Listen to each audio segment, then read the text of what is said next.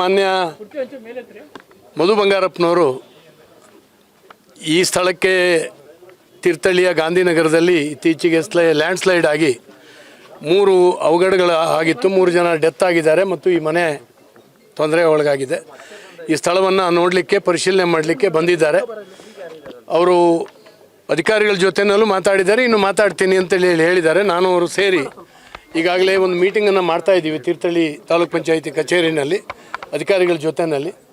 ಇವರಿಗೆ ಪರ್ಯಾಯವಾಗಿ ನಿವೇಶನವನ್ನು ಕೊಡಬೇಕು. ಇವ್ರನ್ನ ಬದುಕಲಿಕ್ಕೆ 4 ತಿಂಗಳವರೆಗೆ ಇವರಿಗೆ ಬಾಡಿಗೆ ಕೊಡಲಿಕ್ಕೆ ಸರ್ಕಾರದಲ್ಲಿ ಅವಕಾಶ ಇದೆ.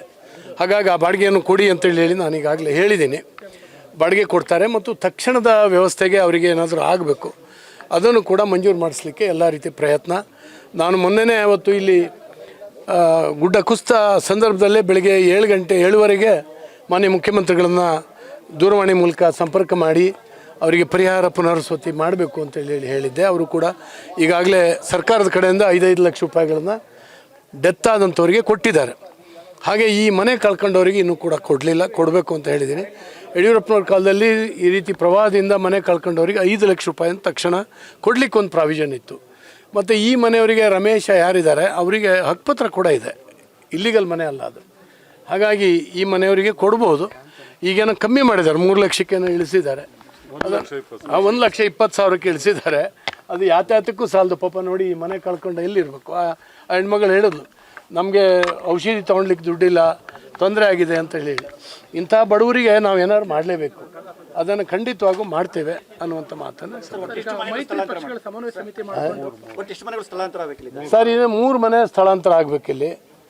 ಅದು ಕಟ್ಟಿದ್ದಾರೆ ಪಾಪ, ಅವರೆಲ್ಲ ಏನು ಇಲ್ದಿದ್ದವ್ರು ಏನೋ ಕಷ್ಟಪಟ್ಟು ಕಟ್ಟಿದ್ದಾರೆ.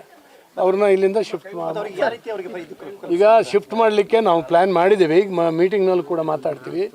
ನಮ್ಮ ಬುಕ್ಲಾಪುರದಲ್ಲಿ ಒಂದು ಸ್ವಲ್ಪ ಜಾಗ ಇದೆ, ಪಂಚಾಯತಿಗೆ ಸಂಬಂಧಪಟ್ಟಂಥ ಗ್ರಾಮ ಠಾಣಾ ಜಾಗ ಇದೆ. ಆ ಜಾಗವನ್ನು ಇವರಿಗೆ ಸೈಟು ಮಂಜೂರು ಮಾಡಿ ಇವ್ರಿಗೆ ಮನೆ ಕಟ್ಟಲಿಕ್ಕೆಲ್ಲ ಹಣ ಕೊಟ್ಟು ಇವ್ರನ್ನಲ್ಲಿ ಕಳಿಸ್ಲಿಕ್ಕೆ ಆಗ್ತದ ಅಂತ.